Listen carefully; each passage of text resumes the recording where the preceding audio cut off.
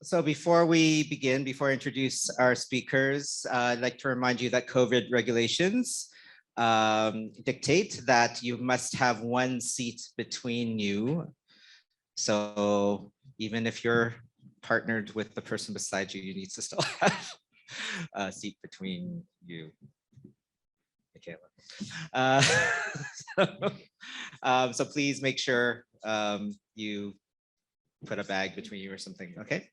Also, I kindly ask you to make sure your phones are off and that you don't look at them, because the speakers up here can see you looking at them and it's very distracting, just like we tell you in class.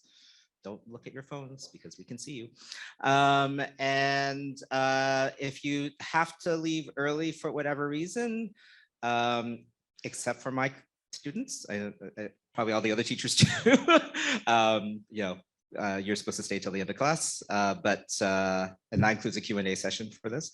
But if you do need to leave for an emergency or whatever, please do so very quietly, because again, it's distracting and rude if you do not.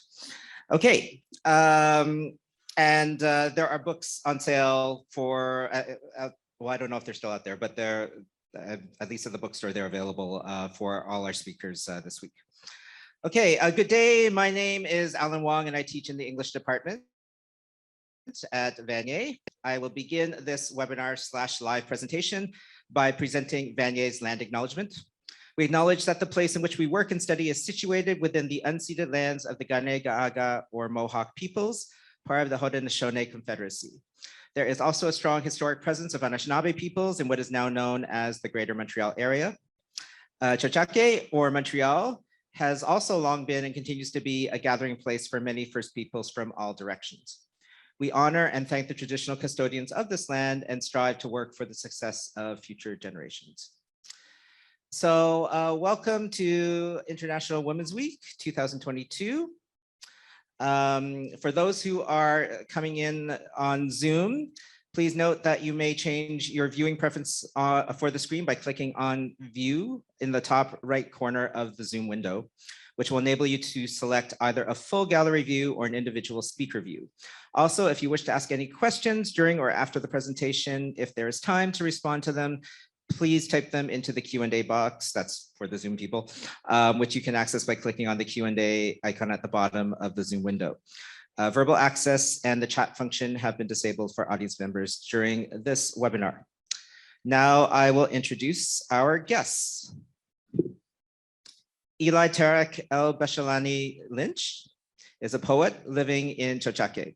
Their book, Not Body, published by Metatron Press, was shortlisted for the QWF Concordia First Book Award, and their second book, The Good Arabs, was published by Metonymy Press in September 2021, sorry.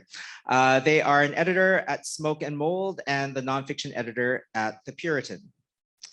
Emne Naseredinne studied French literature at Université Saint-Joseph in Beirut. Her poetry is inspired by her experience of immigration, borders, and mourning, the life of Lebanese women, and the traditions and rites she discovered in South Lebanon. La Danse de Figure, sorry, my French accent is terrible, is her first book, Memoir d'Encrier 2021, is a publisher. She lives in Montreal. So we're gonna start off with Eli Tareq Al-Basharani Lynch, and they're gonna talk about their work and as an Arab Canadian poet. Thank you. Please welcome.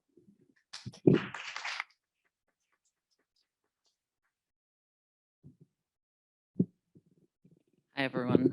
I will have my phone out, but mostly to check the time. So I'm Eli Tareq Al-Basharani Lynch. I wrote this book called The Good Arabs. And I'm going to start off by reading a poem and then kind of go into why I wrote this book and how I wrote this book. But I'll start you off with a poem so you know what I'm talking about. This one's called Naseredinne made me gay. يا سلام يا سلام قد إيه حلو الغرام يا سلام يا سلام قد إيه حلو الغرام. Could be a woman, could be a man, could be someone floating in between or somewhere else, someone in a different country, on a different plane, a different part of Earth's tectonic plates, a space right in between two of them, two men sharing a bed, but no one knows, a shattering. Earthquakes so normal, we all know the drill. Know to keep the good plate strapped in.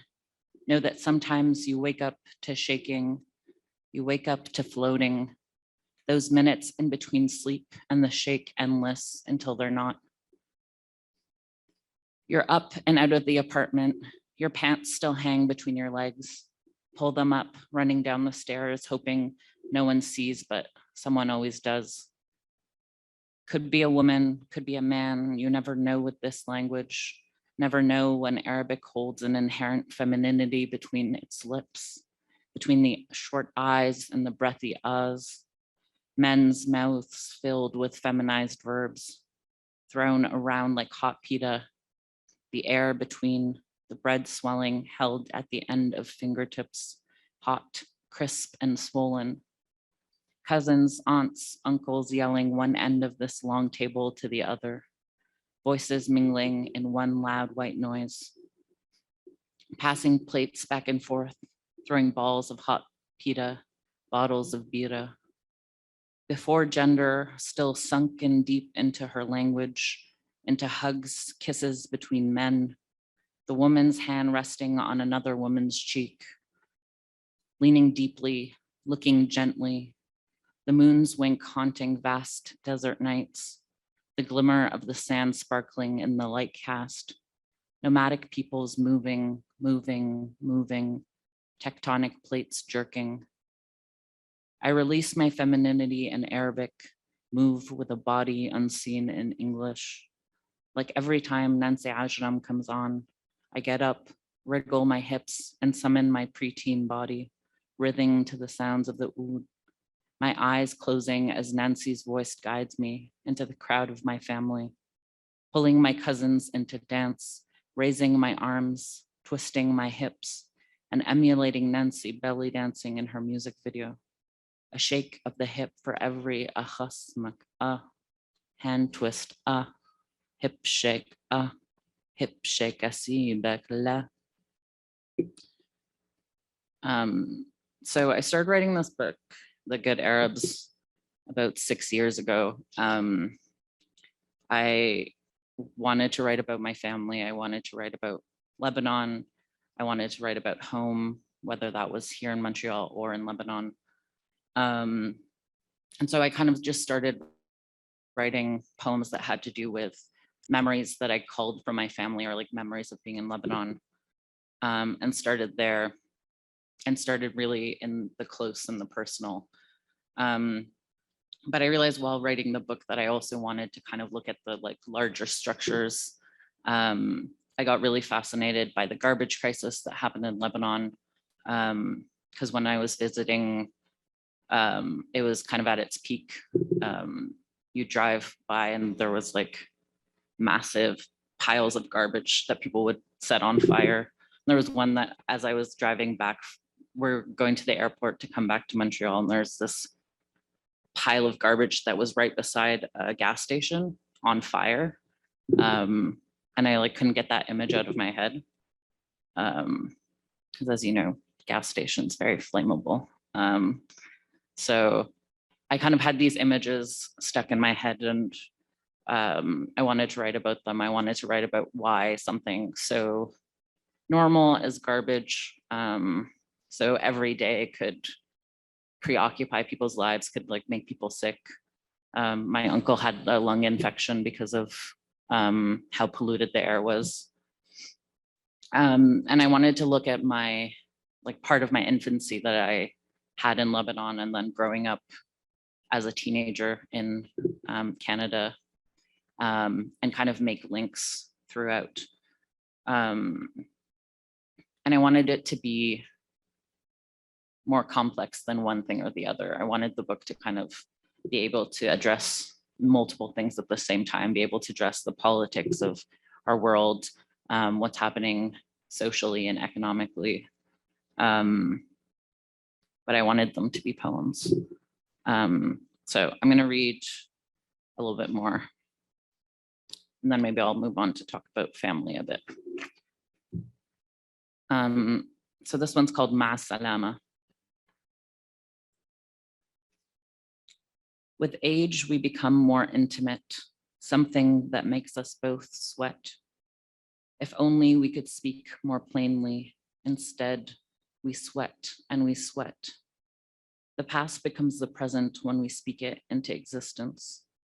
My khalo tells me about the time he first came to Canada, sweaty in the way I inherit, nervous in the way I also inherit. He took a boat and then a plane dripping with sweat. Sitting beside him, an Egyptian man, mouth hard with G. My khalo is kind but distracted, though the conversation gives him some lightness, a little bit of sweetness lingering in the man's mouth after they share chocolate. He looks my uncle up and down, and khalo takes a gulp, his body vibrating with a new kind of nervous sweat. At the security checkpoint, his armpit stains so wet the t-shirt looks 3 times as dark. Through his gray shirt, he sweats and he sweats. Staring at the tall back in front of him, he joins one of the lions praying, Allah Naseredinne. When he looks up finally, he sees a familiar face smiling at him, drying the sweat. Ahlan, the Egyptian man says, and my khalo passes him his passport. Barely looking at it, the man passes it back, my khalo replying with a hurried squeaks of shukrans, with the most thanks he's ever felt. Ma salama, waves the man. Ma salama, says my uncle, his passport and palms dripping with sweat. So though the book is kind of mixed with fiction and nonfiction, the story was one that my uncle was telling me one time when I was visiting, probably like 5 or 6 years ago, probably a bit more. And I was surprised that he had never told me that story because it's a pretty good story. And I think in terms of when you have these like kind of like family histories or family immigration stories, you kind of get them slowly over time. And so throughout the years, I've been getting these stories from my family about when they came to Canada from Lebanon during the Civil War. And every time I get a little bit more. And so I was kind of thinking while writing about culminating a bunch of these memories and thinking about how to bring them together and how to decide what was real and what wasn't real. And at first I was really trying to figure out the realness of a story and really worrying about being able to tell a story if it's not real, you know? And so I wondered, am I lying if I take this story and maybe he's exaggerated it a bit? And then it goes into my book of poetry and people are like, I don't think that's actually how it happened. And, you know, so I'm lying in my book. But I think, you know, something to remember is that obviously writing, whether you're writing from personal experience or not, is always fictionalized. So I think I was able to give myself the space to kind of tell these stories that you hear from family and kind of figure out my twist on them as well and kind of create another chain of telling another story. And so that's kind of what I've been doing with this book, weaving stories together, some of them real, some of them more steeped in fantasy, but all kind of to be able to bring them to kind of a reality for the person who's reading the book. I'm going to read another.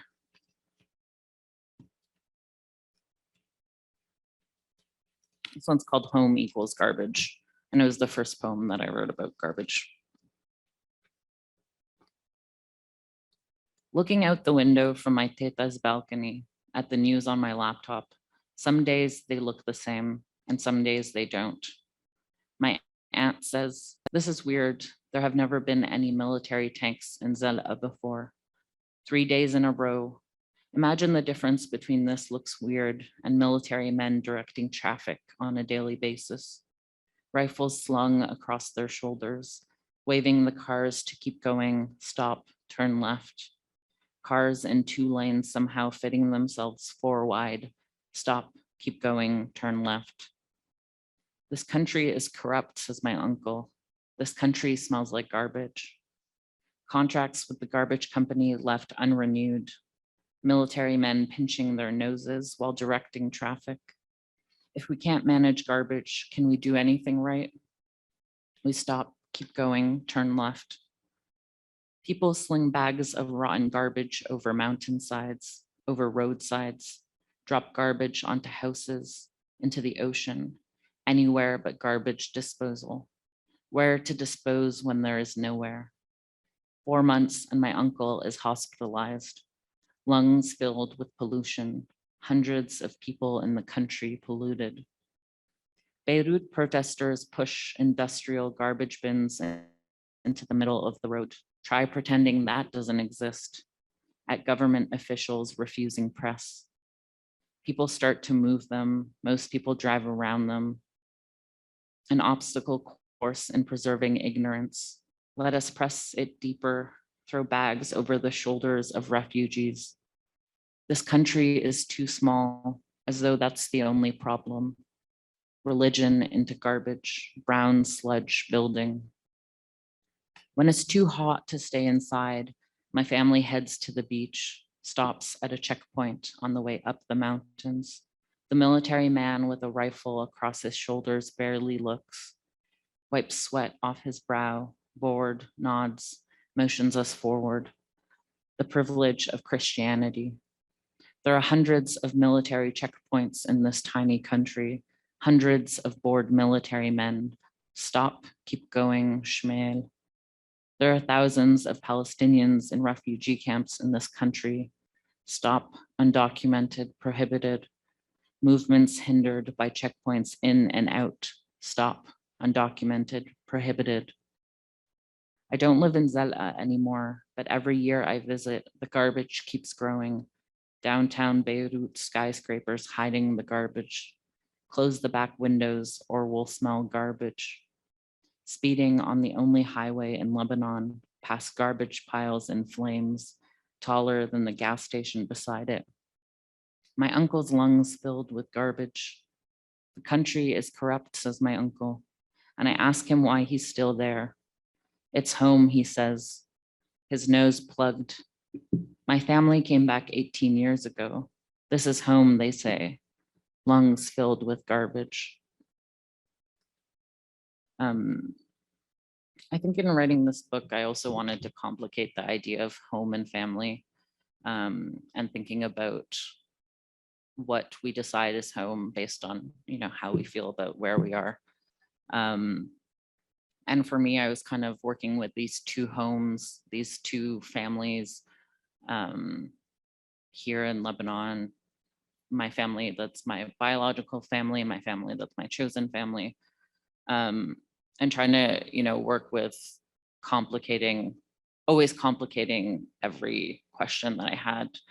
And so the book is also filled with questions, thinking about how we make family, how we decide to confront family, how we kind of work through things with family. And I don't really have an answer because the book has no answers. It only has questions. But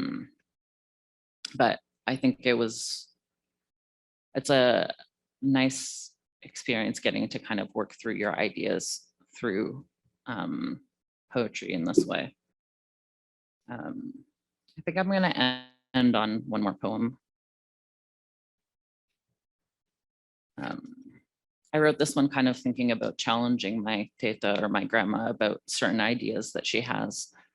And once again, I didn't know the answer to doing that with her, but I wrote this poem. Changing that which seems immovable. The power was still a thing then. To have looked at those to have looked at those you deemed beneath you and you raised your big ass nose, holding it high, heck, if I didn't know any better, I'd have thought you'd been hiding some heart of gold or the largest family. But for you, happiness is not the wideness of the heart, but gold in pockets, gold on skin, light shining in your eyes so you put on expensive glasses. To have loved and lost is not your experience. We think of ways to bring you over, but you never accept an invitation you didn't deliver yourself. How does this make sense? Your breath reeks and you guzzle more vodka, the expensive kind. I dreamed you would perish, not violently, but just disappear. But wishes don't always come true. In the mornings, we drink coffee and hope it doesn't shred our stomach. The stuff that comes out of us is only garbage when we've parted with the sweet bitterness. Somewhere, there are people darker than you and happy. We try to fit this through your chemical brain, but it holds stubborn. What a challenge to change that which seems immovable. All those hours spent feeling guilty are better used arguing. The shouts only get louder and louder, but you're still not hearing. And now, the sea starts whooshing, and now the leaves start falling. Where are we? Nowhere you've ever seen. It is only in the absurd you'll find me running. The last time was everything. We jumped up and down and shook every little piece of garbage out of us. Some held on like a hangnail you just have to chew down. The pain throbs, but there's nothing to do. The only pain we could ever face was the one that had nothing to do with us. She says, just look at it, and we do, blinking often. When we see it flashing back and forth through one click, through our quick blink, we almost forget it is not our own pain. Thanks for listening.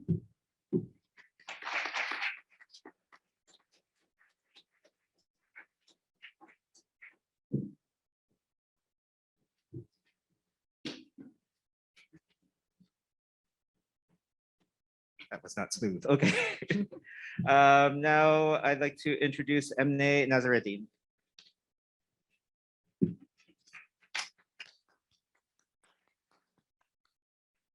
Hello, everyone. I have to say before starting, I will navigate between French and English because, as you can hear, English is my third language and I'm not very comfortable with it. So my book, La Danse du Figuier, is a poetry book that I wrote in 3 sections. The first section, I started writing my poems in 2017. I moved to Montreal in 2016 to start a PhD in littérature française, and obviously I dropped out after 2 years because it's not for me. And since I dropped out, I had no reasons to be in Montreal. Du moins, for my family, I had no reason to be in Montreal if I'm not doing a PhD. So I started questioning, what am I doing here since my grandmother is sick, my mother was sick. And Lebanon for me was a country that was very difficult to live in for many reasons. It's a tough country.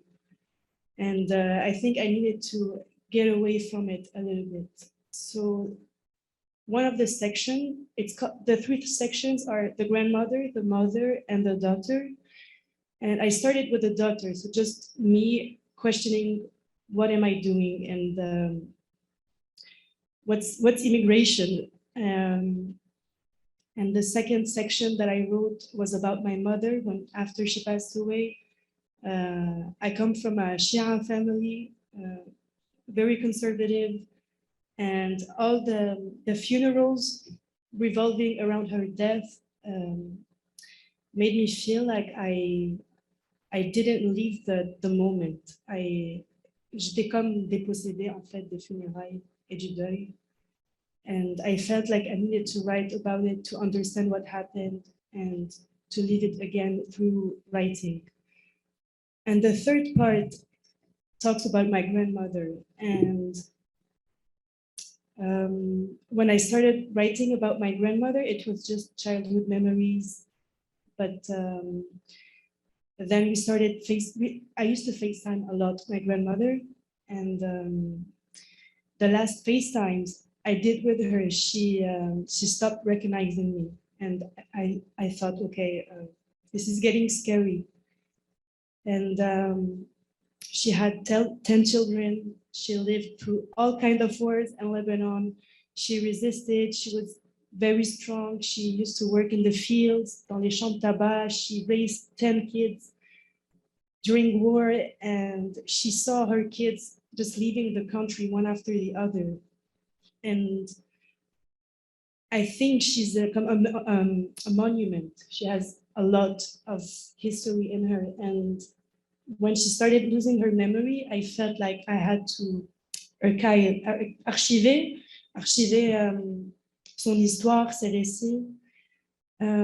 So maybe I will start also by, even though I already started, I will read some poems. I will start with the third section. So it's the daughter, and it's in French. J'arrive dans la contrée de l'exil, assez de soleil, assez de pluie. J'échappe d'une fissure un sens à ma présence ici. Je m'épuise au temps du vent, à la courbe de la neige, rituel de la démence. Sécable, amer, quelle force me pousse à rester. La neige ne m'appartient pas. Dans un langage de rupture, je m'écris sacre de la jouissance. Je m'écris errante, téméraire, fanatique, déracinée, enfin transfuge. Je veux capitaliser sur l'émotion et prospérer. Souvenez-vous de moi.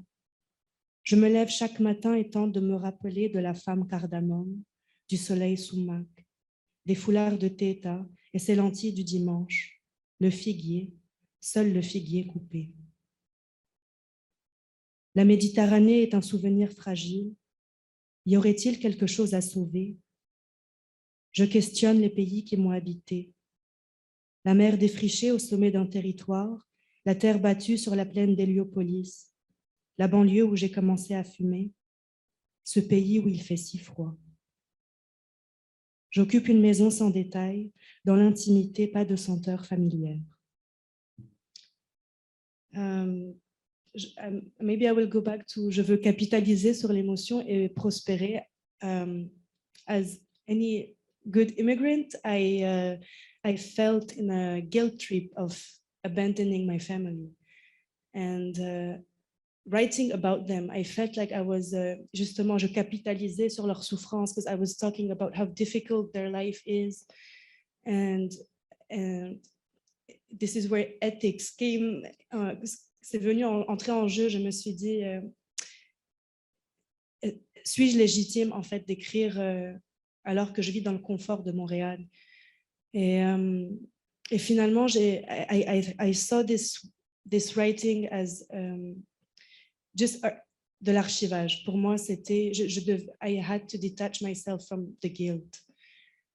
And also when I started writing about my family, I don't come from a very bourgeois family. My dad is from a very small village in Al-Ain. He's the only one who went to university. And my mother comes from South Lebanon, from a very small village too, that Laila knows. And so when I told my cousin, okay, I'm writing a poetry book and I'm talking about Khalto Majida, your mother in it. And he said, why are you talking about my mother? Like, she's so random. And when I used to talk about it to my family, I felt like they didn't understand why they should be in a poetry book, as if c'est quelque chose qui leur appartient pas, en fait. And in Arab countries, a poet is very high in society. It's something très noble. It's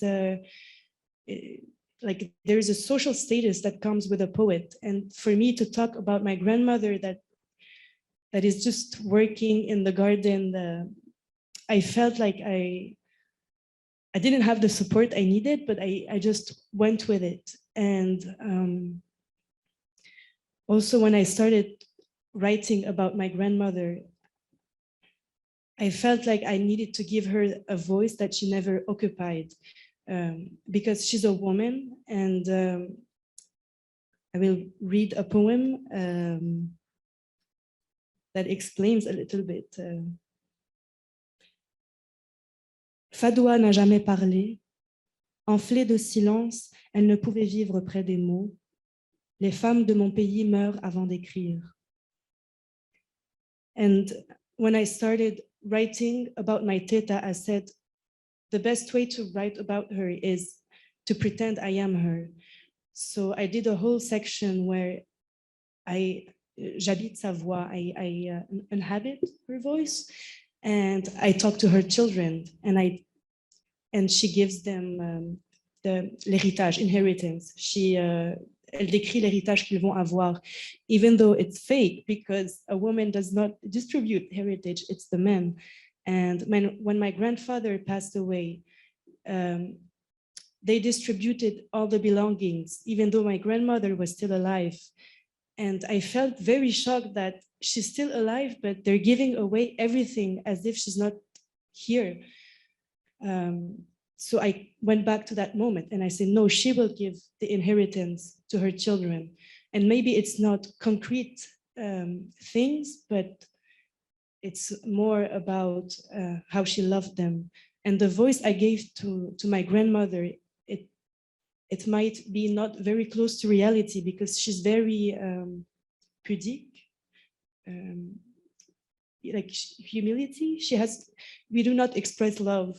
And the way she talks to her children in the book, she would never talk to them like that in real life, even though she feels like it, but it's too much emotion, and it's not something that we like to show in public. I will read a few poems. Teta annonce l'héritage. Rabia, le printemps. Jacinthe de mon sommeil, tu auras la mer qui t'a été complice. Tu la traverseras comme le font les beaux hommes de la guerre. Tu oublieras de me revenir, mais tu demeureras mon préféré. Rabia, l'enfant élu, éclaireur de la Méditerranée, écoute-moi, écoute-moi. Mon fils est déjà parti, balle perdue à l'épaule. Majed, le glorieux. Tu auras le temps pour compagnie. Tu prendras ma revanche sur les mots. Les tiens seront nobles et évoqueront les amours de Wissal. Majed le magnifique. Prends aussi les abeilles, mais ne le dis à personne. Regarde comme je t'aime. Moi, Majed, privé de mon nom, n'ai mère qu'à travers toi. Mon fils a oublié la mémoire du verbe. Zahir, l'ermite. Je te donne ma malice, mes gestes de persévérance, l'armure de l'humour. Zahir espiègle, trop voyou. Voici les orangers, ne les rase pas, ils te sauveront un jour. Tiens-toi droit, cesse de courir. Mon fils fuit le tour de son ombre, il ne sait pas qu'il triomphe la nuit. Ali, le mal-aimé, l'enfant du milieu. Je te cède le vent où tu te glisses depuis ton enfance et l'innocence du corps, ton nom côtoyant les amis de Dieu. Ali, dans les cieux, Ali si haut, prends garde à ne pas disparaître. Mon fils est un serin d'or, je lui ai fait un nid près du mien, mais il préfère le vent de la Syrie. Le ciel y serait plus beau. Bouthaïna, la dévouée. Tu auras mes larmes, l'humus de la tristesse et quelques poignées de terre pour t'aider à survivre. Bouthaïna sourire, avant Muhammad, un poète parlait de toi, l'amour dans sa folie, déluge de souvenirs. Ma fille pleure les anémones, le cassis et les calvaires du monde entier. Il est temps de nourrir les rires, malgré le Liban. Majida, Tu auras mon visage, une voix de pierre et des bras généreux au moment où personne ne s'y attend. Majida conquérante, tu porteras les robes de la patience dans ton jardin de citronnier. Prends tous mes désirs, apprends à dire je t'aime. Tiens mes jambes, fuis avec moi. Avons-nous fait trop d'enfants? Les aimons-nous à juste raison? Ma fille, si seulement nous partions, peut-être serions-nous douce mère. Mona, furtive panthère, je te nomme résilience, celle qui souhaite et donne en retour sa voix, Mona, déesse de tous les vœux. Tu auras l'équilibre pour valser la folie, l'exil forcé qui sauvera l'enfance et un corps perméable aux entorses du monde. Ma fille s'est nommée les nuages et prié la langue anonyme. Corps jubilant, retourne enfin à notre ciel où les étoiles se multiplient. Sharifé, la miraculée, je t'ai montré ma faiblesse et en découla celle qui jamais ne plia devant la laideur, qui jamais ne frémit au son du tonnerre. Sharifé, apprends-moi le courage d'affronter ce qui m'attend. Ma fille aime les territoires, homme, olivier. Piqueuse de justice, donne-moi, rends-moi des muscles à mes pensées. Fatima, la sevrée des cieux et de la terre, sur ton visage l'aube composée. Prends les maternités et le frottement des papillons. Fatima, le dévouement. Je te lègue le lit de mes 13 ans, mon aîné, retourne à mon sein. Ma fille se lève avant le soleil, tranche son pain, nourrit les enfants. Et ta part, ma bien-aimée. Fadoua, c'est ma mère. Fadoua, je te lègue l'amour et la beauté, tiède de fatigue comme toi. La vie coupera ses racines à la pointe de tes hanches, les enfants difficiles, l'homme séparé, les bulles d'eau au creux du poumon. Fadoua l'a sacrifié.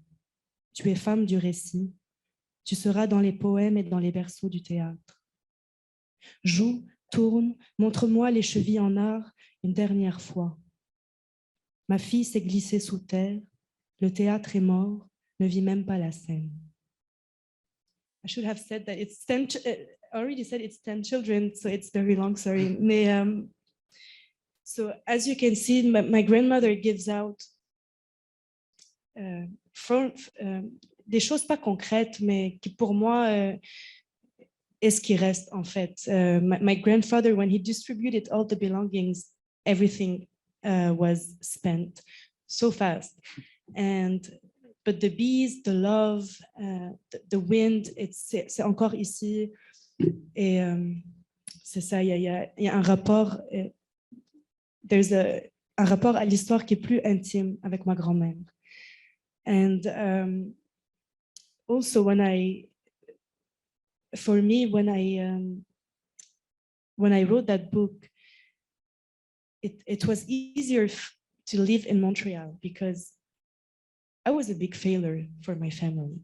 And when the book got out, I went to the hospital parce que j'ai somatisé beaucoup le stress. I was scared that my family would discover the book and they will say, oh, she talks about body and orgasm, and there's not even the word orgasm, there's like jouissance, but I was very scared and I felt like c'était une mise à nu. I was, for the first time, showing to my family what it is I'm doing. And so I went to the hospital because I had very intense stomach pain from the stress. And my grandmother passed away the day after my book got out. And for me, bizarrement, it was a comfort. I felt like maybe she waited for the book. Maybe I like to analyze things too much. And I said, okay, she will not read it. Thank God. But then, malgré tous les préjugés, I had des préjugés envers ma famille. I thought they were not open to poetry.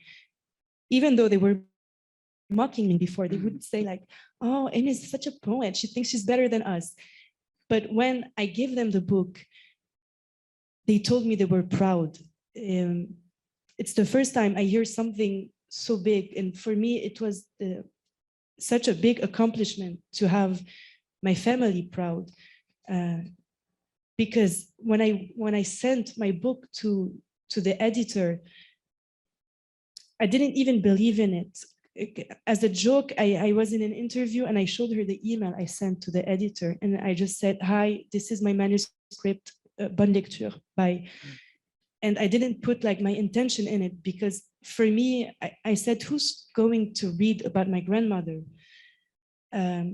So it's some sort of justice for me also. And you know, when you get published in Quebec, the book will go à la Bibliothèque nationale dans les archives du Québec. And I told my aunts, well, now you're in the Archives du Québec, so you're kind of a big deal. And also about families. I feel like I'm getting too personal, but c'est aussi la thématique. But my relationship to writing and to that book, that's why I also got sick. C'est parce que I felt like I gave birth. I know we all say we give birth to our books, but I was going through a phase where I accepted finally that, okay, I will not have children in my life. So this is a very strong decision to make. And I feel like I am such a good mother for my books and for my poems. I take care of them. I take care of my writing. You have to take care of your writing. Je sais pas comment l'expliquer, mais it has to be written with love. C'est à peu près ça. Maybe I can read 2-3 more poems. J'ai pas d'heure. I don't know.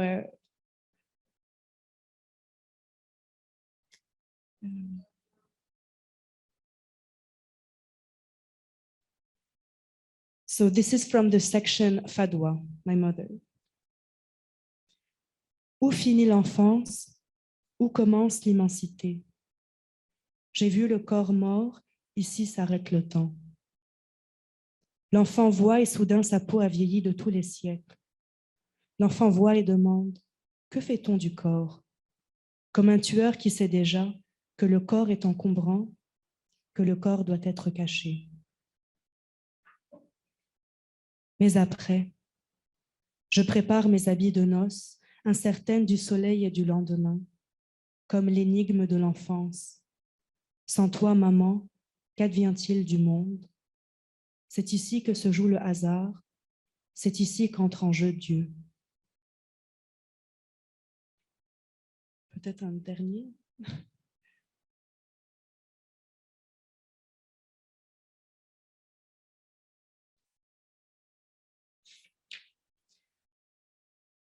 Peu importe qui avait raison, je n'ai trahi personne, ni la montagne, ni les grenadiers, ni la mer. Je suis restée celle qui retourne le fond de la tasse pour voir apparaître ce qui adviendra demain. Je n'ai pas oublié les signes, la colombe, la route, la lettre mime, Mohammed, le père, portant un message. Dans le doute, courez toujours vers l'est, là où les oiseaux s'isolent, là où mon père est né. Dans les doutes, ne répétez pas le récit de l'abandon. Les arbres vous en voudront, même la foi vous reniera. Dans le doute, laissez les enfants se bercer par eux-mêmes. Il n'y a pas de liberté dans les départs. Il y a des cerveaux à dévorer dans des villes qui refusent le soleil. Je pense que I think I will stop here. I don't know.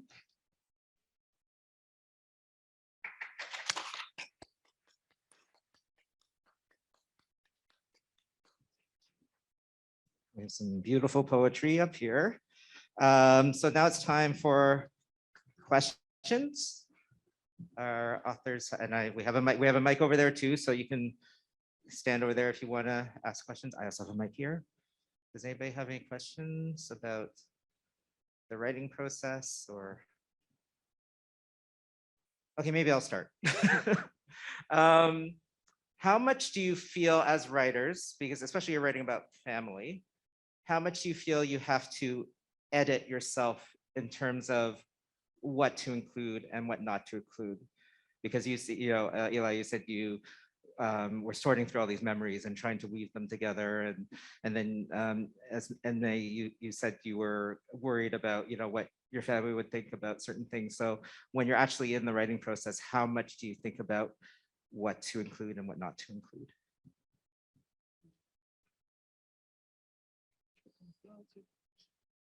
To include, hein, c'est bien ça? Ou non. Okay. This first book, I censored myself a lot in it because my father loves poetry and I knew he was going to read it when it comes out.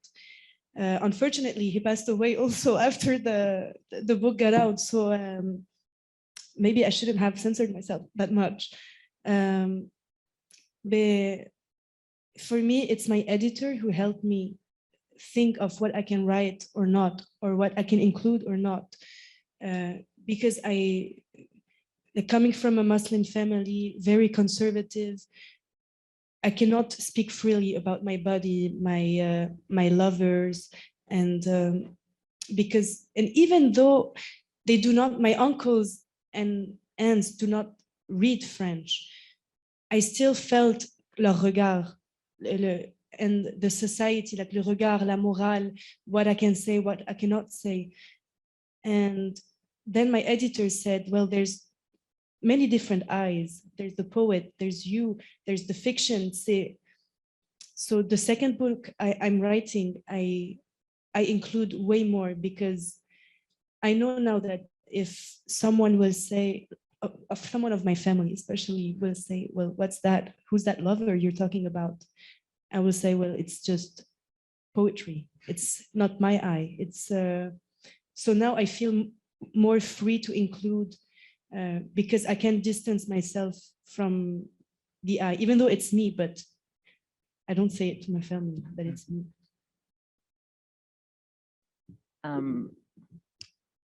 Yeah, I was thinking a lot about this when Emne was talking about writing her book, because for me, there's like several layers of things I don't tell my family. As like a queer and trans person, most of my family in Lebanon doesn't really know, like they don't know they sort of know I've changed my name, but not really, because they see my Facebook, but no one talks about it. My family is very like, we can just pretend and not talk about it and just go on, and maybe I look very different than what I looked like 4 years ago, but we were just not going to talk about it. Except they will talk about your weight. They will always talk about your weight.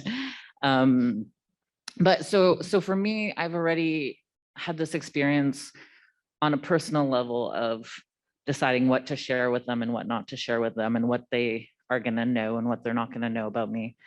And it took a long time to get to the point where I was like, I'm just going to do what I want to do, and hopefully they love me enough to stay on board with me in some capacity, whatever way they can. And so I think with the book, I kind of, in terms of what I leave out and what I put in with my family, I guess my family also doesn't like, not very big readers. My teta reads a lot, but she reads a lot in French. So I wasn't thinking that she was going to read this book. And so it kind of gave me the freedom to like talk to even just talk to my family about like asking them questions and putting in the book, and hoping that even if they did pick it up, that probably they wouldn't tell me what they thought about it either. There was a poem in here about my aunt that I ended up taking out because I felt it put her in a very, not a bad light, but I think, this was a very short poem. And if you don't have the context for the type of person she is and, the history of her life, it might make her seem bad, and I think she would have felt bad having that poem be in the book about her. And I had right before I was editing, and right before kind of the last minute, I was like, no, I need to take that poem out.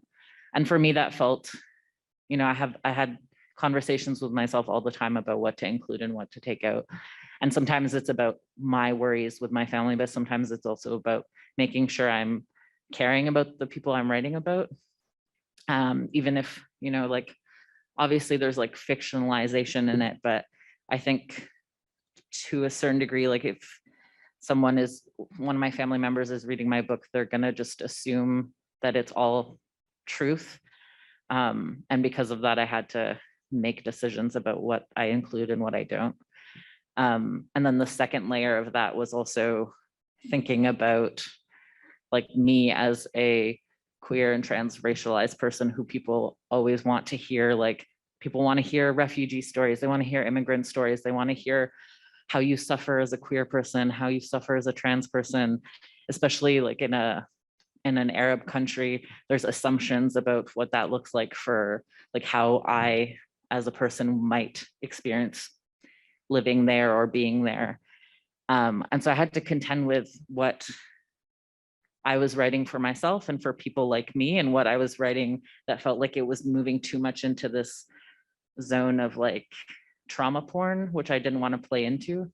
But I also wanted to tell truthful stories, and things do happen. And, you know, Lebanon has like been a shit show for a while now, and like bad things are happening there. And like, you know, like people I love are there, and I, you know, it's trying to contend with that, with not like giving the audience something that they're gonna like be like, oh, those poor people, but then also being like, no, but this is also the truth, and these things happen, and kind of trying to go back and forth. And I don't think I like figured it out, but I tried to do as best as I could to not like lean too far into that. Okay. Scott, can I just ask? All right. Hello. I don't know if I'm gonna formulate this right. So I'm gonna find my question as I try to like speak it out. I can't read their names really well, but the second writer, yeah. You talk about your grandfather, like when he was giving away his like property or like his inheritance, and how your grandmother didn't have much say in it. Do you feel like a sense of frustration that like women in your family don't get the rights they deserve? And do you feel another form of frustration that they don't like own up to their rights, in the sense that sometimes it almost feels like they're convinced they should be in the position they're in, or like they're comfortable in the position they're in? Is that something you've like thought about or dealt with? So about the rights, fighting for the rights.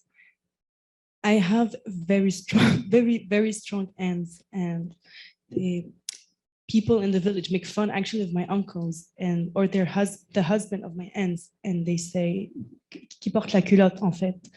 But the inheritance, my grandfather didn't choose how he will distribute it. C'est la loi en fait.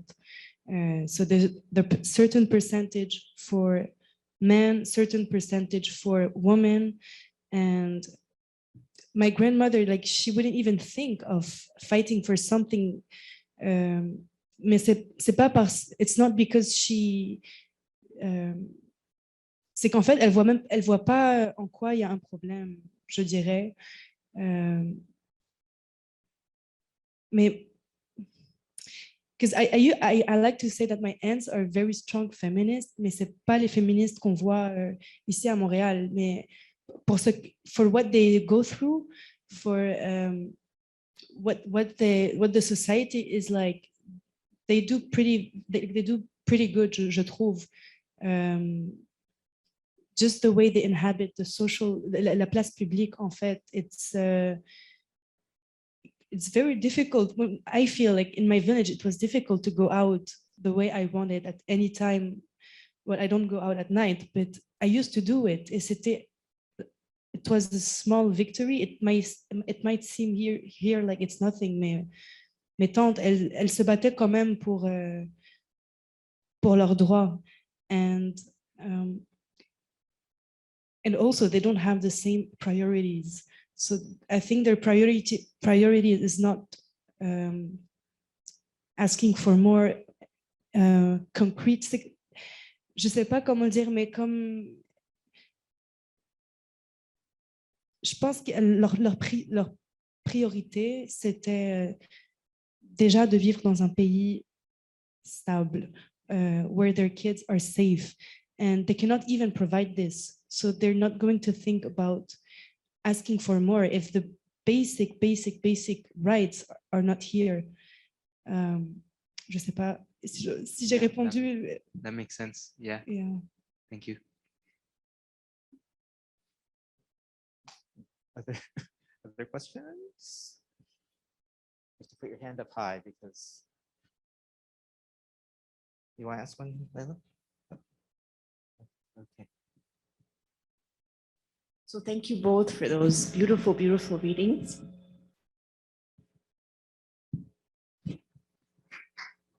Go ahead.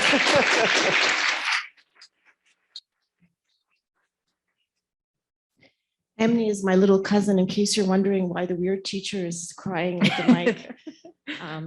She's my little cousin, and it's a mixture of pride and nostalgia and all sorts of emotions, which your beautiful poetry evoked. And I'm from Lebanon as well, so it's interesting to have these two folks up here. You transported me and probably most of us. So you're both still quite young, but my question, I think, would invite you to go back a few years and think about, did you have access to books like the ones you wrote when you were growing up? In your case, Emne, between Lebanon and France, and like between here and Lebanon, did you have access to those books? If yes, what role did they play? If not, what could they have done for you? And have you thought about what your books can do for the young people coming up? Yeah, I feel like I definitely, so I grew up going to French school, both in Lebanon and then when I came back to Canada. And so a lot of the books we were reading in class were a lot, like particularly because I came back from Lebanon when I was 11. I was born here, then we moved to Lebanon, then we came back. So I did a lot of back and forth, but so, you know, the bulk of like kind of the literature I was reading was when I had come back to Canada, and we read a lot of like, every time I try to explain to someone, I'm like, we read a lot of like, there's this book called Jeanne Fille du Roi, and it's all about like les filles du roi who come from France and settle in Canada. And it was always the same story. We're always reading about people coming from France to Canada and the way that it was settled here. And that was like in the French part. And then in English, we kind of read a bit more interesting books, but it's often by white writers, often men. And so growing up, I was kind of looking for things that were not that. And it was harder to find. And up until I went to university, I didn't really have access to books by other people. And so when I was in university, I did this mini thèse where I like put together a course for myself, and I decided to only read writers of color or queer writers or trans writers. And it completely shifted a lot of the way I was seeing books and the stories that I was able to read, and kind of the like emotion that I was able to get out of work, particularly in poetry. And kind of now I've changed my reading practices, and it's kind of, it comes more naturally to just like pick up books by certain types of people. And thankfully the book industry now is seeing that writers who are not white or men are, or like who are not white, because I think white women were also given more opportunities, but writers who are not white are their voices are important. And so it's nice that it's kind of shifting, but it's very recent.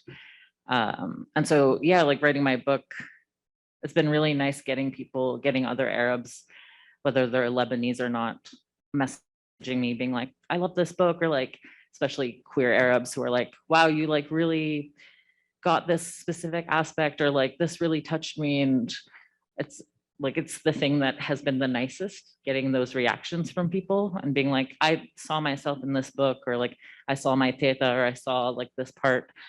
And I definitely wanted to write my book for other Arabs and for other queer people. And so it's nice to see that people are reacting to it. And hopefully it continues where people can have access to books that aren't just, you know, who we've been told forever are important. Yeah. I did recognize my teta and your teta, especially when she peels off the radishes. Yeah. I also grew up in a French school. Obviously, I studied only Victor Hugo, Montesquieu, all the big French classics. Even in university, even though I did all my studies on literature, it was lots of French, but my father studied literature. I never know how to say this word en anglais. Donc, he studied literature, and sa spécialité, c'était la littérature maghrébine et francophone d'Afrique noire. So I was very lucky to discover another side of de la littérature with my dad. So I read Césaire and Senghor, Fanon pretty young, but it's as if for me it wasn't as important as Hugo, because we all know le complexe du colonisé. So I was like, oh no, they're not white, so it's not that good. But obviously I started deconstructing this and reading more and more les BIPOC, les artistes de la diversité, les écrivains de la diversité. But before coming to Canada, I wasn't that much into diversity because I grew up in France and in Lebanon, French school. And when I arrived in Montreal, and I went to a library and I saw Joséphine Bacon, who's published at Mémoire d'Encrier, and for me it was comme je suis tombée en amour avec Mémoire d'Encrier. I'm not saying this because it's my publishing house, but because all the writers they publish, for me it's the faces I've never seen of la littérature avant, and it's not also about la couleur de peau, mais il y a aussi la classe sociale. For me, it was important to see writers that do not come from la grande bourgeoisie, because one of my favorite poets is Nadia Twain. I love her. I worship her. I think she is very, very good, but she's still the wife of a minister. She lived in a very diplomatic lifestyle. So maybe it was easier for her to have access to la grande littérature. But for me, it was important to see, c'est ça, des poètes comme nous. And I feel like it's not something that you would see in France. My two brothers live in France. I visit them not that often, but when I go check the libraries, and c'est très blanc. C'est encore très, très blanc. À Montréal, we have the chance to have a more diverse littérature, but still, it's ça reste encore à majorité blanche. Mais moi, ça m'aide beaucoup. Moi, when the book got out, I received messages from people I never knew existed in Montreal, and I made so many friends just from the book, avec des femmes extraordinaires qui se sont mis à écrire, en fait. Elles ont 18 ans, 19 ans, et they're very good poets. Yeah, c'est c'est ça ma réponse. Ça m'a aidé quand même à Montréal.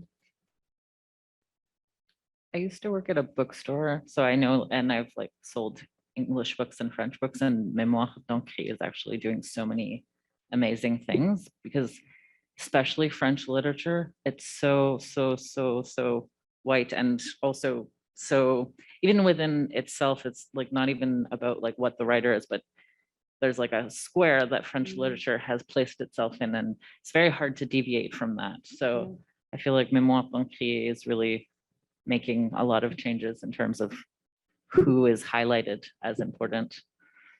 Especially for the Innu writers, Mhm. they have a whole collection where they have the bilingual version. So Mhm. there's one page in Innu Aimun and the page in French. And just for me to respect that et pas prendre juste le français, yeah, pretty good publishing house.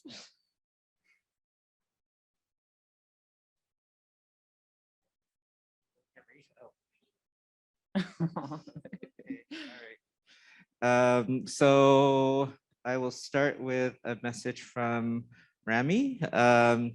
So being queer in North America and being queer in Lebanon are two very different experiences. So what would the poets want to say to people struggling with self-expression, being queer and from the Middle East?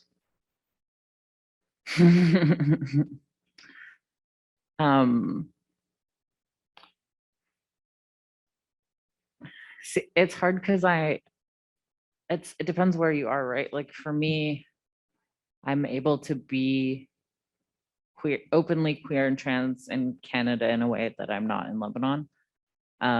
Last time I went to Lebanon 4 years ago, people stared at me like I was an alien. Especially because I have a septum ring, a nose ring.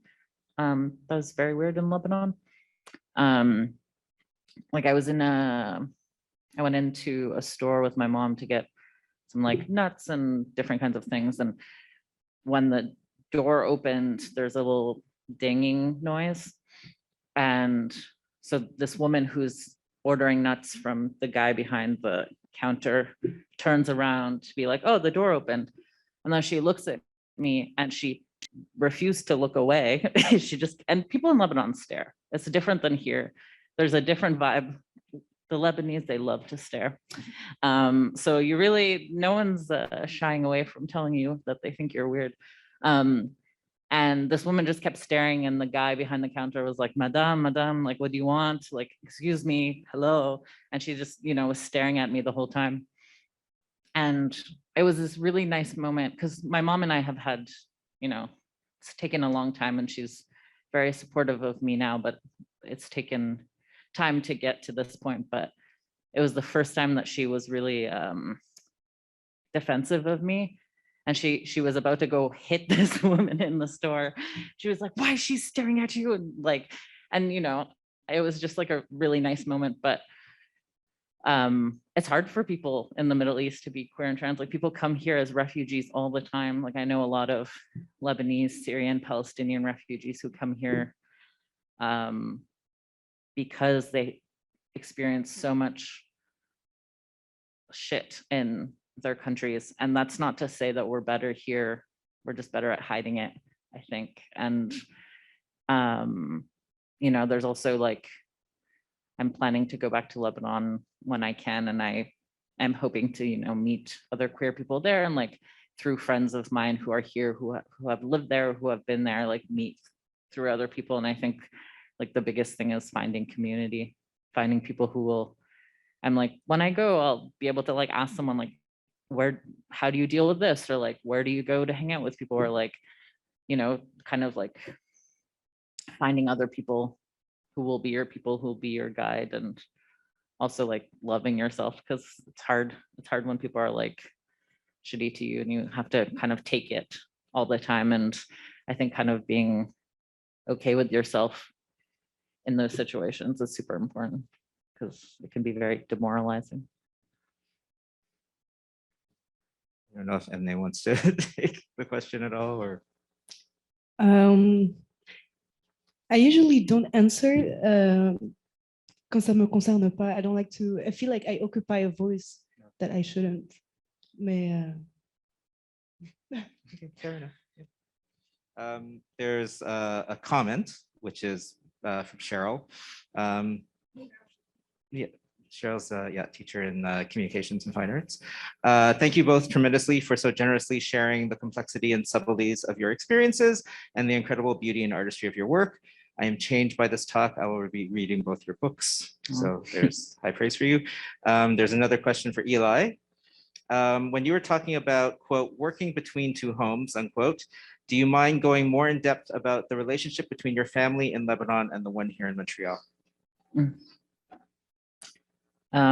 Sure. I mean, I've moved a lot, even within, like in Canada and in Lebanon. I also lived in Cyprus for a while. So a lot of my life, a lot of my life has kind of been in between places, and I'm closer to, so I'm mixed also. My dad is Canadian and white, and my mom's Lebanese, and but I'm much closer to my Lebanese family. My dad's family is also very small. And so because I'm closer to my Lebanese family, it makes Lebanon feel even more like home. And because I partially grew up, like I lived there for 5 years, and kind of grew up when I was little, it also has a sense of home because of that. But then, you know, I live here, I have community here, I have a community of friends and writers and stuff. And so I think I'm, you know, I like trying to figure out how to answer this question, but I just, a lot of what I'm like feel or write about is like this in between. And so I think it's like contending with two different homes and what it means to be so far away and in both places, you know. I can feel far away here and I can feel far away there, and it just depends on what angle we're looking at it. So yeah.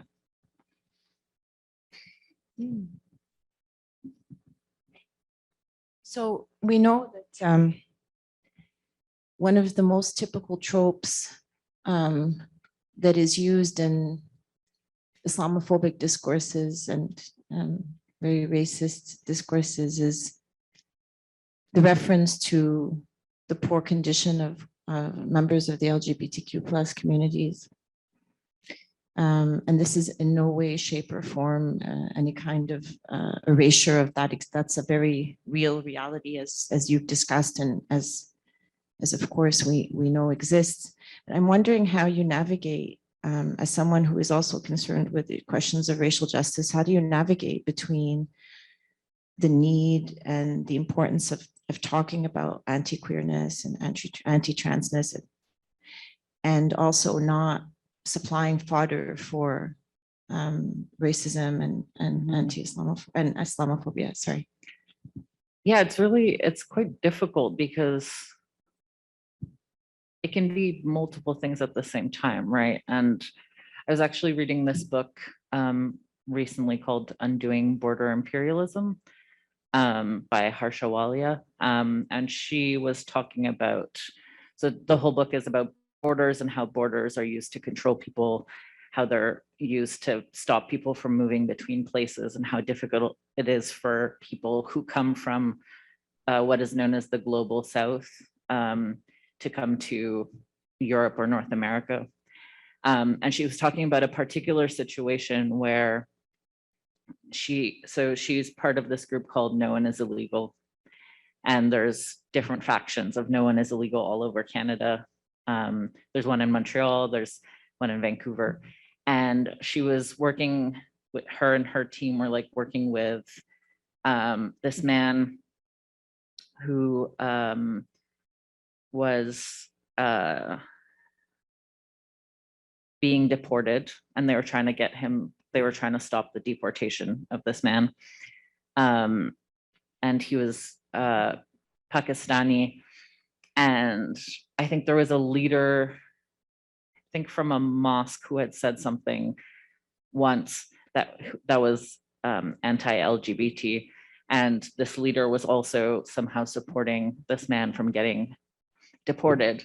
And the newspapers decided not to be nuanced and say, oh, there's this one leader who's part of the same mosque as him who said this. They said, oh, this man himself is anti-LGBT and all Muslim Pakistanis are anti-LGBT.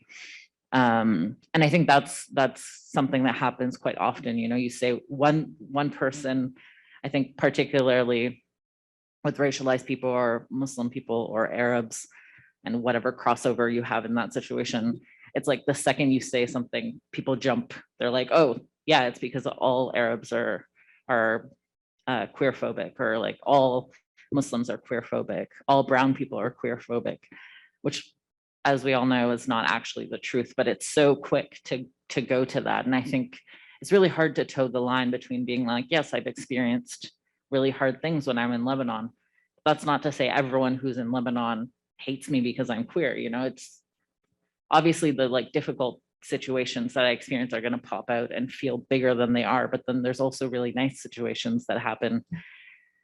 You know, like, so it's hard to talk about. And I always have to really think about who's listening to me and like how I'm saying it, because I don't want to be like I don't believe that all Arabs are queerphobic. I don't believe that all Lebanese people are queerphobic. It'd be a really gross generalization. And I don't want anyone else to take what I'm saying and make it seem like that's what I'm saying. And then, you know, but I also want to talk about the difficult experiences I've had. So, you know, it's hard, but like I've experienced queerphobia or like transphobia in Montreal too, you know. Are all people in Montreal transphobic?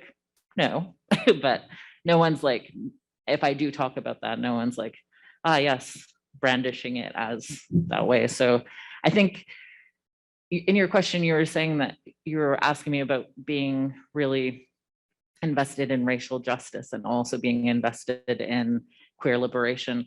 For me, those two things go together, right? If we're assuming that all people of a certain race are X, Y, Z, part of racial justice is getting rid of that idea and getting rid of the idea that all people of a certain thing are whatever, you know, whether it's queerphobic or too loud or angry or whatever negative thing we're saying. Like racial justice and queer liberation are linked for me. And I think, yeah, I guess I try to figure that out by bridging them and putting them together and not having them be two separate things, because they're not. And they both like influence each other for me, so.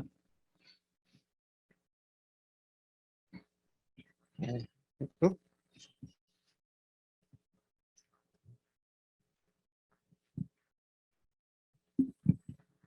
I have a question for both of you. So you talked about, I think, Emne, like you talked about how poets have a high social status, which I actually agree with. But also like Lebanese poets really talk about Lebanon, not in a like a bit critic way, like they talk about it when they leave the country, how they want to come back and the beauty of it. But when I listened like to the both writings, I kind of felt like it was anger towards Lebanon. Like when I heard the first writing where it talks about like, which is completely true, but I feel like you missed out on the when you talked about like they don't want to leave home because it's home rather than like what justifies it. Like it's not just home for these people, because I think like a lot of Lebanese don't leave there just because they have like possessions there. It's more than that, which I think wasn't highlighted to me. I mean, I think for me, well, home for me means more than just literally like your home, right? And I think in that, at least in that poem, what I was trying to get at was that there might be difficulty, but it is home like in your heart, you know? And I think that's what I was kind of trying to get at. But my book is definitely critical. But I think it's also like there are parts that are really loving. There's a whole section that's just these little like scenes from different parts of Lebanon and Montreal and kind of like blending it. I don't know, I think for me, I like to mix being loving and critical, you know, I like to have both exist along each other, because I think if you do love something, you're willing to criticize it and you're willing to want it to be better. And I think that's a thing that we're seeing in terms of in Lebanon now too, like all the protests that have been happening, that like the, you know, like arms and arms of people attaching themselves together in the streets, like that feels like a loving criticism to me. And I think that's kind of what I'm trying to get out with my work, having both. And do you think like Lebanon, you said it's shifting towards this path, but do you think also for like queer acceptance also? Because I've seen a couple of protests for like green energy, LGBTQ members held in Beirut, which was like, if you would have done that 10 years ago, it wouldn't have had the same outcome. So do you think like maybe in a couple of years it would become more or less like the West? I mean, I think that, well, it's not about becoming like the West, I think, but I think there is like movement and change, and like I do see things shifting, and like, but I think, yeah, I think the issue, the one thing with Lebanon, and I'm sure Emne, you have things to say about this too, is that people are always trying to make it like the West. It's like the country in the Arab world that people are often like comparing, like, oh, Lebanon is not as bad as all the other Arab countries, you know, and I would hate for that to become more of a thing, you know, like Lebanon can be itself. It doesn't have to be like France, which it's historically has tried to be like, because of French colonialism and the French coming in.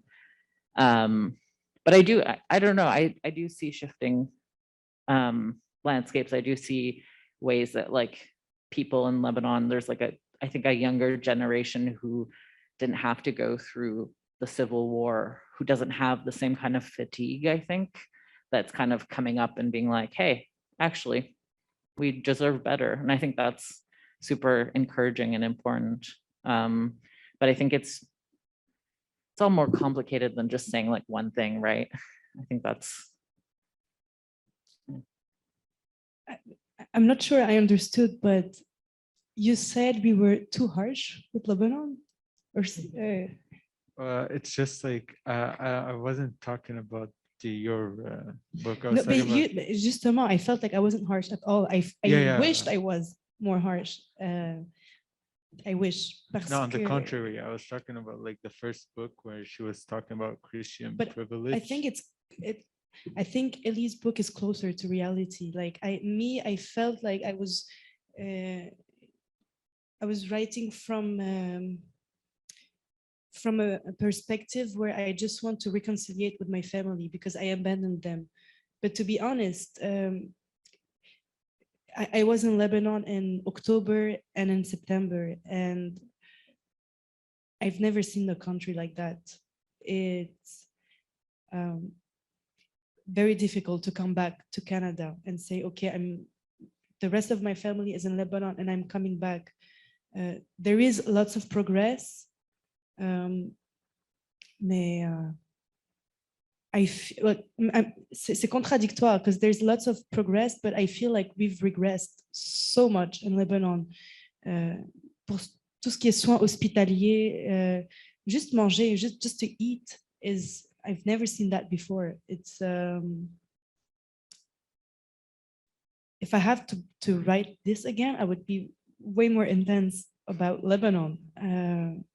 I wouldn't be speaking about the cardamom et sumac et la montagne et la mer. I would, yeah, like garbage, I think would be here.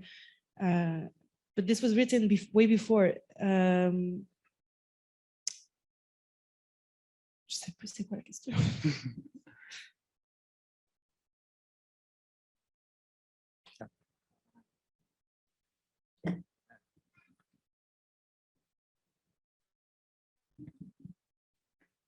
Hi.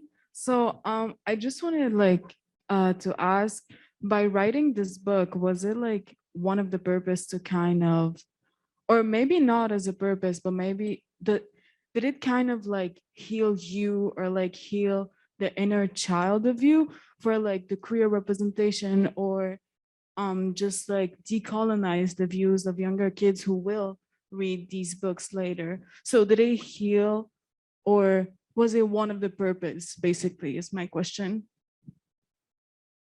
Well, for me, it definitely healed me because I've been here for 2016, since 2016, and every time I used to go back to Lebanon, I was so annoying. I would look at my family and say, "Oh, you're still doing this," as if they live comme. J'arrivais pas à accepter en fait que they're still there and we're here. And obviously, that's because j'ai un regard colonisé. I used to go there with all my privilege and look at them and judge them and saying, oh, well, in Canada, we don't do this, we do that. Even though I've been here for 5 years. So I'm not that original Canadian. I'm very new. Mais ça m'a apaisé. To sit down, to write, to try to remove all the layers of how much le colonialisme que j'ai intériorisé, et de me dire, oh, they did their best. All my aunts did their best. My grandmother did her best. My mother, who kept saying one day I will write a book, she never wrote a book. She didn't have the luxury to write it. She was too busy doing other things. And now when I went back to Lebanon in October, I was trying so hard to repress that voice in my head that says, oh my God, ils sont tellement en retard. Et parce que there's so many things that justify why it's like this right now. Just the war, toute la dette qu'il y a envers la France, c'est aberrant. So writing that book, for me, it's like I was asking for forgiveness also from my family, because because I abandoned them, and second, because I did leave Lebanon. The PhD was just an excuse. For me, it was just, je voulais plus vivre dans un pays arabe for different reasons, but no one leaves. Je pense pas qu'on quitte par choix. Plus, c'est comme par défaut. It was the only thing that I could do. So, but yeah, it did help. Yeah, I think for me, like a lot of writing this book was also looking at like the history of Lebanon, or like the Levant. So like the Levant is like Syria and Lebanon and Palestine and parts of Jordan, and like looking at the history of the way that part of the world was created. All those countries kind of only like really formed as they are seen now in like the 20s. And a lot of it had to do with the world wars and who was able to like turn countries into different things, and how like Greater Syria was like, Lebanon was kind of part of Greater Syria, but then they got divided because of the French coming in, and then the British took their parts, and because the Ottoman Empire, which is the Turkish, fell during the war, and then everyone kind of was like, oh, okay, well, you get this and you get that, and these people, they don't know how to deal with themselves because they're barbaric, so we have to come and make sure they're okay, because otherwise, you know, it won't go well over there. And so kind of looking into that history made me realize, you know, why things are the way they are in those countries and in Lebanon, which felt really important to me to know, because I think I was talking to my mom's husband, and we were talking about the history of Lebanon. He's Lebanese as well, and how it came to be. And he said, how do you know this? When did you learn this? And I was like, oh, I like did my own research. And he was like, oh yeah, they don't teach that in Lebanon. Like people don't learn about the history because, you know, the history is written by certain people. And so you don't learn about how our countries were created. You don't learn about the divide. You don't learn about how Israel came in and took over Palestine. You don't learn these things. And so for me, doing that research was really important as like a first step of learning about how things came to be, and that felt healing to me. And then kind of being able to use the book to ask questions and to kind of try to find answers, and not necessarily find them, but feel like I was doing more learning. That felt important to me as well. And kind of like mixing in my family into that, and the ways that they came to be, and kind of like learning about like the history of my teta, who had kids when she was 15, and how that affected her and turned her into the kind of person that she is. All of that kind of research felt really important. I think like knowledge is really important, whether it's, you know, like getting a university degree or learning about the people who are in your family. It's all important towards like, I don't know, healing and learning and figuring out where you come from.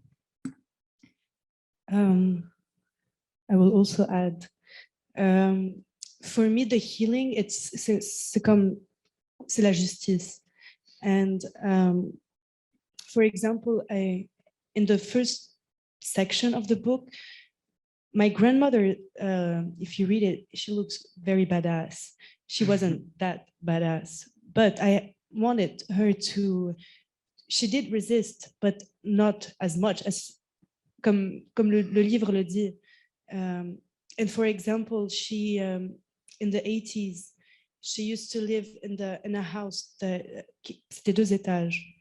And when the Israeli force occupied South Lebanon, they did occupy the first floor, and she had to make them tea.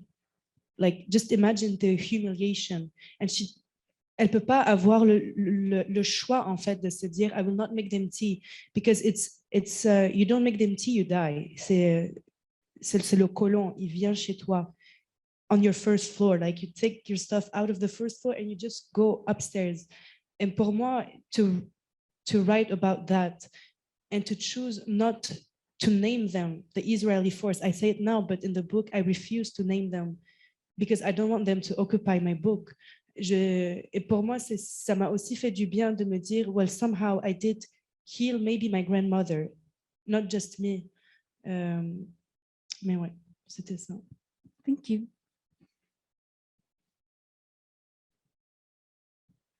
Actually, I have a question. Does anyone, but before I ask it, does anyone else have a question? Okay, I'm the last question. So I wanted to ask a question about translation. And not so much, I mean, language obviously being a part of that, but also sort of translating a cultural sensibility. Because Eli, you have, you know, English and Arabic in your writing. And Emne, you write in French, but I mean, you know, obviously Arabic is, you know, part of your existence too, and very much, you know, integrated. So how do you sort of, in order to write in the languages you do, how are you able to get across that sort of, those cultural elements of being Lebanese, whether Eli, it's going back and forth between sort of, you know, English and Arabic, or with you, Emne, writing, you know, almost entirely in French. So that's my question. I guess for me, like I learned recently, I was talking to my mom and I was like, wait, when did I learn Arabic? Because I actually didn't remember when I learned it. And she was like, oh, at the same time as you learned English. And I was like, oh, interesting. And I think I've always had, I think there's a way certain languages like feel inside of you. And I think it made sense to me. I was like, oh, it is like, I had never like said that it was my first language, because I also am a bit rusty now. So, you know, and I don't like speak often with people in Arabic, but there's something about it that's like in me, I would say. And so, and there's certain words that you can't really translate. They just don't have like, there's like a certain cultural essence that gets imbued into language that you can't translate. There's no way that you can like say it and it will have that same feeling. You can do the literal translation to another word, but it was like missing something. And so I thought, I'm just going to keep it in Arabic. And I'm not going to put it in italics because I hate when people, or not, I hate when people italicize, it's like a choice, but I hate that like italicizing is often made to differentiate the regular language and the other, like the foreign. And so I was like, I'm not going to italicize the Arabic because it doesn't have to be, it's part of the text. It's part of like the origin, you know?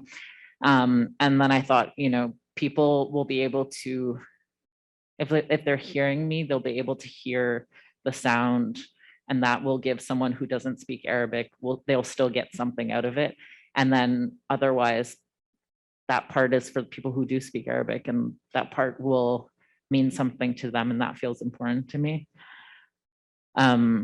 So I guess that's like in terms of like direct language translation stuff, or like deciding not to translate. Well, in my book, it's all in French. And when it first got out, I had an interview with une Québécoise, une lectrice québécoise, and she said, "Oh, it's funny, you have like two images. Je sais même plus, I forgot which one they are, and they're like, how did you think of those images?" And in my head, it was normal French, and then I realized I translated them in my head from Arabic. So it doesn't make sense in French. And for her, it was like a poetic image. But for me, it was just an error. Quand j'y pense, I didn't do it on purpose. It was just, c'est comme un manquement dans la traduction. Comme un manquement, et j'ai pas su c'était quoi. And when I read it now, I get allergic to it sometimes. I'm like, oh, c'est comme grandiloquent. Je sais pas, I don't know what's the word in English, grandiloquent, but it's like so classical. It's not modern, and I feel like I took it from the Arab poets. Que c'est nanani, nanana. It's like I like to read them out loud, but I can hear the lahan, le petit truc des poètes arabes. So I do not write in Arabic, but I can hear it when I read it. Mais ça a toujours été pour moi, the language has always been, I had a very weird relationship with it because it's the language of the colonizer, and I wish I knew how to because I can read in Arabic, but I cannot write it. It's comme bizarre, but I cannot. So I can read poetry in Arabic, but I have to write in French, the language of the colonizer, and I love it. I love writing in French. For me, c'est la plus grande chose que je peux faire, c'est utiliser leurs outils and create beauty with it.